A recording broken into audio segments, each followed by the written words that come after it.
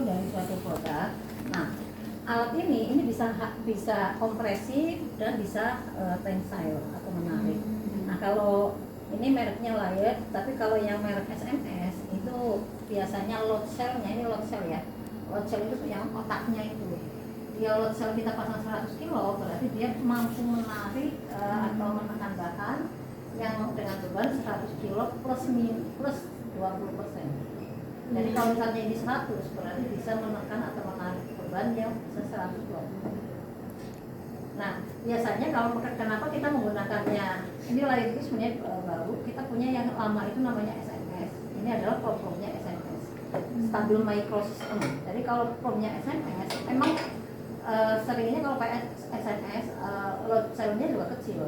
Biasanya kalau tangan itu kan nggak sampai yang keras banget ya, kecuali kayak permen hard candy gitu ya. Nah, kalau tangan itu biasanya kita hanya menggunakan load cell sekitar 5 kilo maksimal 25 kilo. Tapi ini biasanya lebih luas, biasanya kan ini. Kalau load cell-nya tinggi, artinya dia akan sensitif pada saat di 100-an. Tapi untuk yang nilai-nilai rendah, dia kurang sensitif. Ya. Begitu juga yang rendah. Kalau yang rendah itu sensitif pada yang rendah, tetapi pada saat di 25 kiloan, dia sudah kurang sensitif. Kemudian ini adalah namanya probe. Ini adalah plat Jawa. Nah, ada yang modelnya seperti ini adalah jenis-jenis probe-nya yang saya bawa dari atas. Ini biasanya adalah untuk yang menarik. Jadi kalau yang menarik tak bawa elongasi. Nah, jadi ini dililit. Ini biasanya untuk mie atau spaghetti ya. Nah, kalau ini karena memang desainnya adalah yang cukup besar, jadi ini biasanya digunakan untuk plastik dan lain-lain atau ban dan lain-lain. Nah, ini sistem menariknya seperti ini, dijepit.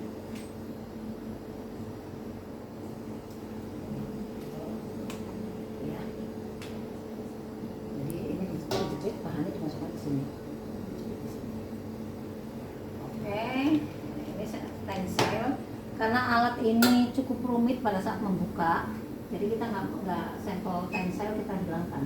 Kan pada saat membuka tensile ini semuanya harus kita buka. Ya. Beda dengan kalau SMS. Kalau SMS itu kalau ini kita bongkarnya hanya ini aja. SMS itu apa, Bu? Stabil Microsystem. Yang mereknya ini. Maksudnya yang alat yang lama.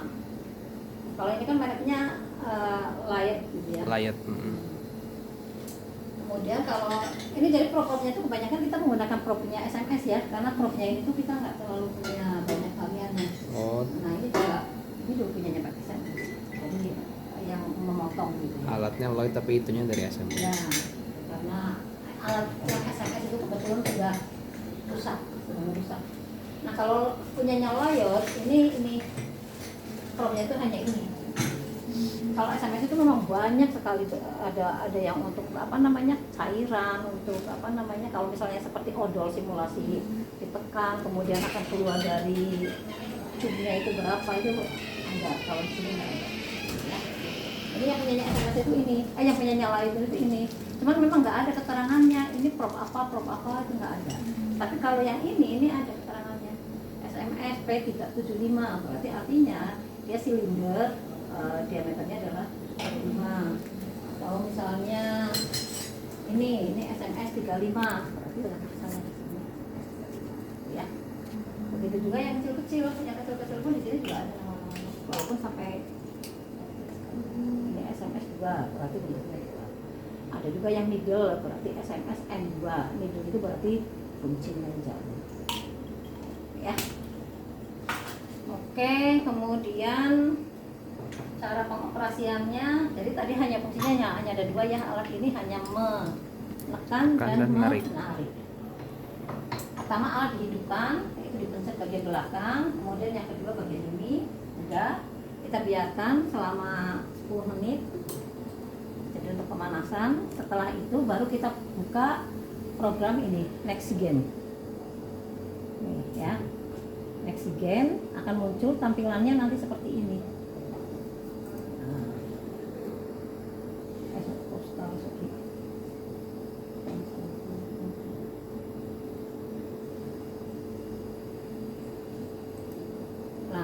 nanti yang pertama kali muncul itu adalah tampilannya kosong kayak gini, ini ada seperti ini.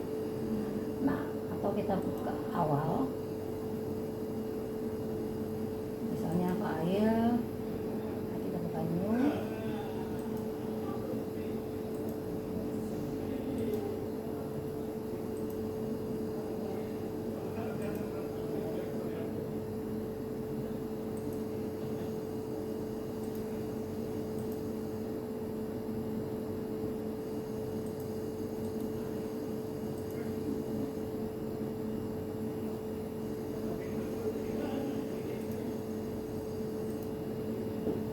Ada result, ada grafik, ada statistik, ada balik. Nah, misalnya sampel kalian adalah kick, berarti nanti akan ada pertanyaan, dia akan berapa kali tekan, ada cycling limitnya. Jadi berapa kali penekanan. Kalau ini 2 kali tekan, nanti dia akan muncul 2, cycling limit 1, cycling limit 2. Tapi kalau misalnya kita mengambil data yang tidak 2 kali tekan, dia hanya akan ada 1. Ini dia, analis limitnya itu nggak ada, cuma 1 kan ini. Jadi dia hanya 1 kali penekanan. Nah, kalau saya mau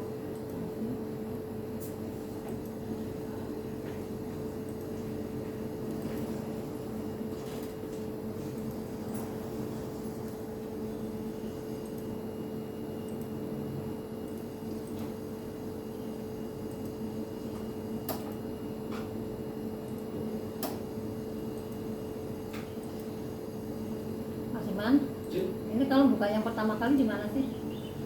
Kenapa? Ini buka satu lagi metode Yang baru. Metodenya banyak banget ya. Ini aja. Bikin yang baru. Kita tutup aja di mana ya? Ini ya gitu ya, nanti bisa Oh, iya. yang ini. Pakai yang ini dulu. Apa yang langsung cycling? Nah, ini aja yang awal aja. Ini? Yang pertama kali ya. Nah, Klik kanan, ini klik kanan. Ya, namanya dulu apa? langsung gitu. Ini kelompok berapa? Ini kelompok 2, K2, K1, K1, analisis pangan lanjut ANPL.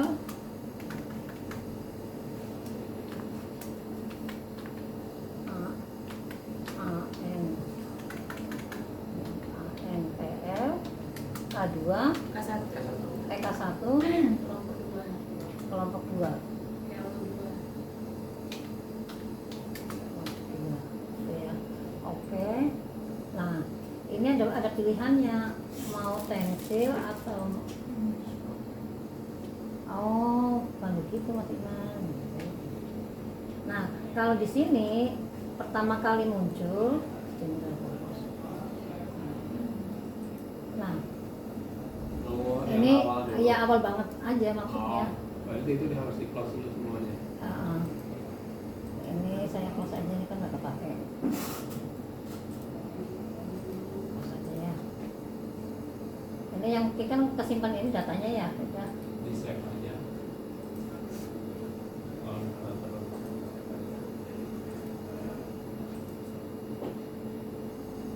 Ya. Nah, ini pertama kali muncul nanti akan kayak gini. Setelah itu, kita kasih nama ANPL 2025. Ini sampelnya apa? Sampelnya adalah misalnya roti tawar, kemudian nah ini kita mau berapa kali tekan, mau 1 kali tekan atau mau 2 kali tekan. Kalau kita mau 2 kali tekan berarti kita langsung pilih cycling test. Tapi kalau kita mau 1 kali tekan itu bisa pilih tension and compression. Yang ini udah nggak usah di ini. Misalnya kita akan 2 kali tekan karena roti. Ya kan biasanya kan kalau roti kan pengen tahu elastis atau enggak, berarti kan perlu 2 kali tekan. Kalau di SMS, kalau saya bilang SMS berarti merek yang lama ya, Stabil Microsystem. Itu sudah ada program TPA, Text to Profile Analysis. Jadi sudah langsung begitu kita klik TPA, berarti sudah otomatis dia akan 2 kali tekan, kemudian dia akan memberikan pertanyaan sesuai dengan yang ada di sini. Misalnya basic pertanyaannya, kita 2 kali tekan, tetapi kita kompresi. Gitu gitu kan. Kemudian perlu preload atau enggak. Nah kalau di sini biasanya nggak perlu preload juga nggak apa-apa. Preload itu perjalanan probe pada saat menuju ke sampel. Kalau ini nggak perlu, ini dinonaktifkan aja. Nah misalnya kita pengen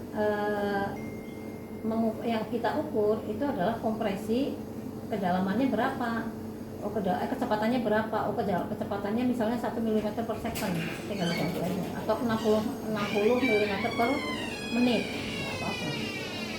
Ya nanti memang kalau analisis fisik itu datanya harus beserta dengan metode analisisnya, karena setiap kali kita berubah sampel, misalnya gini, kita punya sampel yang diameternya 2 mm, kemudian ada juga orang mempunyai sampel yang sama tapi diameternya 4 mm, otomatis itu akan berbeda.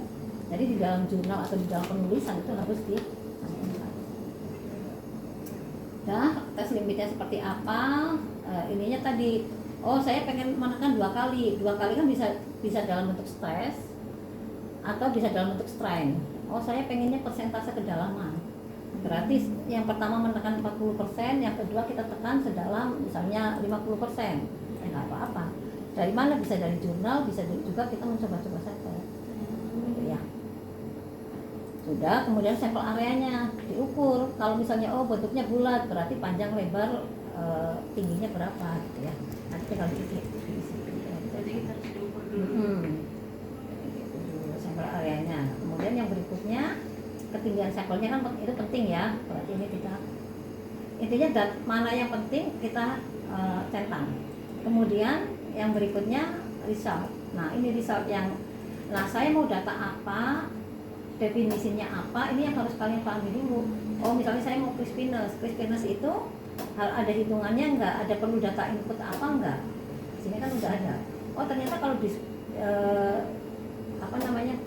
crispiness itu perlu data time step-nya, berarti data itu harus masuk, tidak bisa diabaikan gitu ya. Atau kalau saya pengennya hanya hardness, gitu saya klik hardness itu definisinya apa? Misalnya definisinya adalah nilai maksimal dari gaya, berarti nggak perlu kan yang lain-lainnya. Kan maksimal gaya kan bisa berdasarkan pokoknya berapapun penekanannya saya maksimal gaya, atau saya pengennya pokoknya menekan sedalam 15 mm, datanya berapa ya, nggak tahu ya. Udah, setelah semuanya di ini misalnya ini oke. Udah oke, tinggal start masukin sampel. Pas masukin sampel, kalau ini kan tadi harus nempel. Jadi kalau misalnya sampelnya keripik, itu biasanya bottom platnya itu harus yang berlubang. Karena kalau keripik itu kan cenderung tipis. Jadi kalau keripik menggunakan bottom foldernya yang tidak berlubang, platnya datar, ini nanti yang akan terukur itu adalah tetap gayanya dari ini, berasal dari ini. Gitu ya. Tapi kalau misalnya keripik, jadi kita harus menggunakan yang foldernya itu yang ada lubangnya. Kemudian yang berikutnya kalau roti. Kalau standarnya standar sesuai dengan SNI, ini sebenarnya roti adalah ketebalannya 2,5 mm.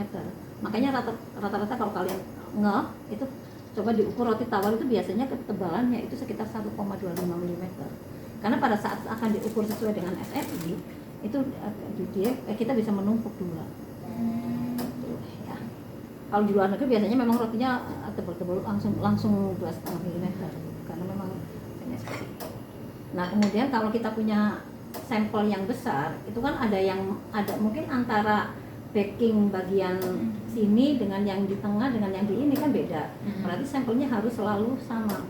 Misalnya, ini karena roti saya pengennya yang di tengah, ya udah tinggal di tengah dipotong. Tetapi penekanan atau preparasi sampel tidak boleh merubah sampel. Misalnya, ini karena roti, jadi pemotongannya juga harus yang hati-hati. Misalnya kayak cake kan nggak mungkin ditekan menggunakan pisau yang tidak tajam gitu kan.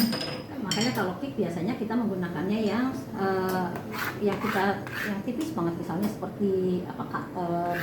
Tapi kalau roti kita nggak mungkin menggunakan cutter, nanti akan ketekan. Kalau udah ketekan kayak gini, kita kan nggak tahu apakah semuanya balik kembali atau enggak gitu ya. Misalnya ini ya berarti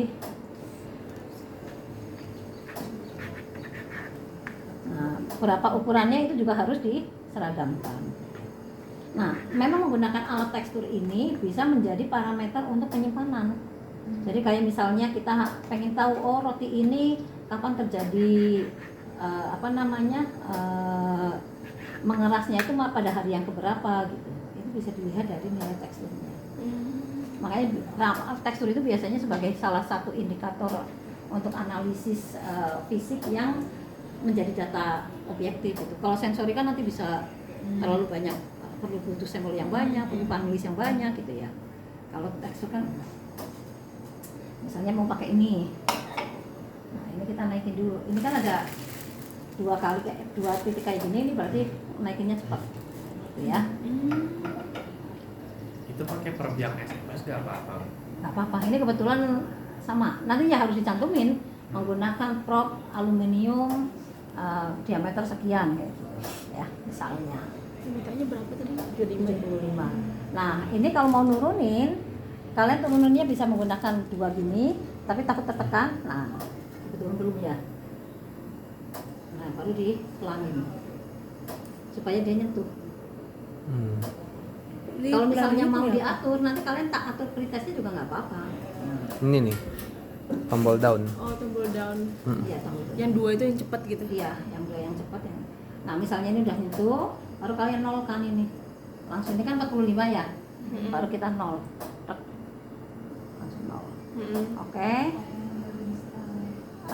Kita pengennya misalnya ini star. Apakah benar tadi kayaknya nggak yakin ketebalannya, kita ukur aja deh. Oke, kita edit aja ya, edit pura-puranya biar nggak terlalu jauh banget. Mana sampel? Sampel height-nya kalau roti itu mungkin 2,5 12,5 mm. 12,5.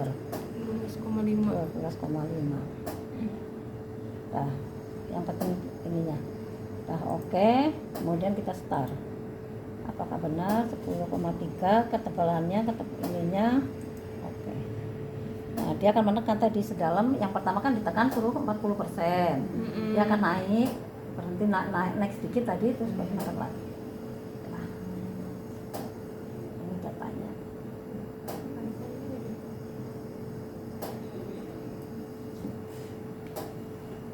Kita bisa lihat di resultnya. Nah, grafiknya ini kalau ini karena grafiknya terlalu kecil, kita lihat. Nah, oh tadi penekanannya berapa kali ya, lupa kita. Penekanannya berapa kali tadi? Akhirnya nggak ngisi, lupa. Ini 3 kali gitu, ya. Ada juga yang mau berapa ya terserah. Tapi biasanya kalau TPA itu biasanya 2 kali juga cukup. 3 kali berarti ini. Kalau ini 3 kali ya nanti dirubah aja sama kalian, gitu ya. Ini saya stop aja, kemudian saya naikin.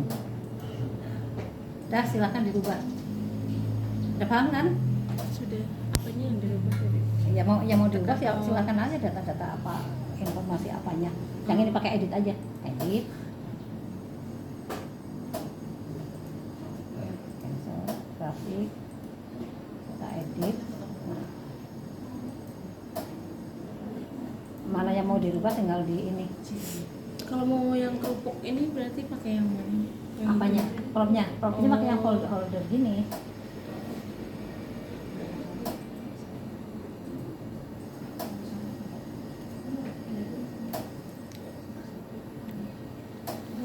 Kalau kerupuk sampai hancur gitu, Bu. Iya, kalau kerupuk itu harus sampai pecah, tetapi kan diwadahin di sini. Jadi kenapa kalau nggak pecah kan kita nggak tahu, namanya gaya hardness itu kan harus sampai pecah. Hardness itu kan gaya maksimal yang dibutuhkan untuk mendeformasi produk. Nah, kalau kerupuk ya berarti harus sampai pecah kan.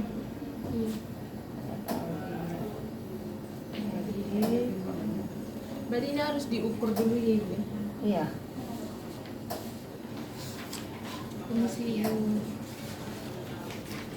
Harus berapa kali? Satu aja kan.